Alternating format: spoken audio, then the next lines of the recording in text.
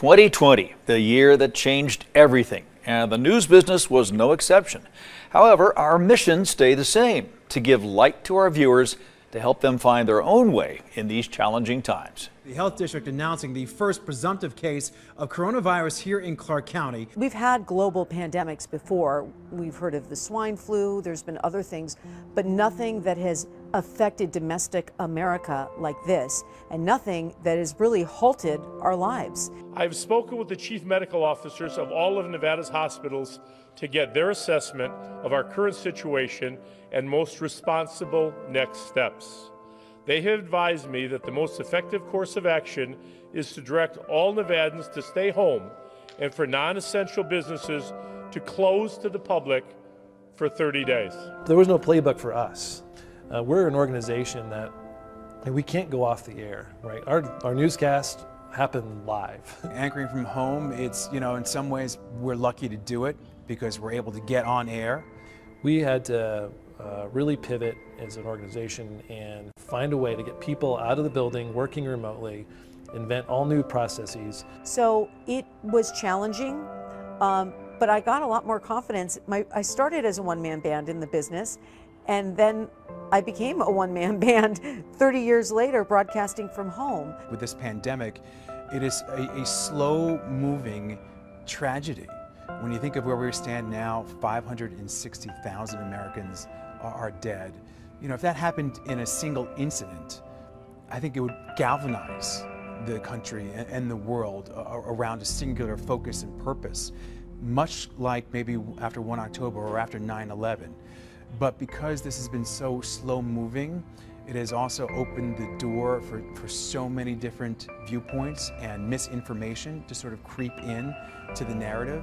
And when I saw the images of the food lines, and then I was getting inundated with emails and Facebook messages, can you help, can you help? I was getting a lot of messages when the CARES Act passed and people were expecting money. I mean, when you shut down a strip and so much of our economy and the workers are in one area, thousands of people needed money and they needed it fast.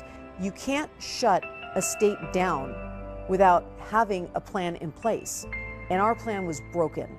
I knew I had to get involved and step up and do whatever I could do. We're outside the Grant Sawyer building, and I'm here tonight off the 5 o'clock show because I wanted to talk to the governor finally myself. We've been asking for months now to talk to the governor about the PUA situation, the unemployment insurance situation. I've received thousands and thousands of comments. I had a man, I don't want to cry. I was staying up till like 4 o'clock at night, but I had a man who said he was going to kill himself over this because he couldn't feed his daughter. And I'm a parent. So I knew this was desperate. I mean, these people were not joking. You wouldn't have believed the kind of emails I got. And if you're a caring, loving person, you know you have to do something to help these people. He got paid. He got a backlog, and I'm telling you, he was owed over $12,000. $12,000, and he emailed me and he said, "You saved my life." It was challenging, and the big concern for me was people's health and safety, right?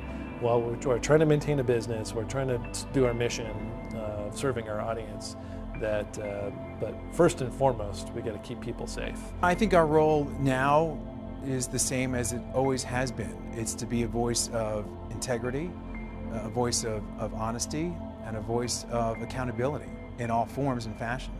And I think if you hold true to that, no matter the tragedy, no matter the victories that we go through as a community, we'll be here. And that's our focus, and that's our whole purpose.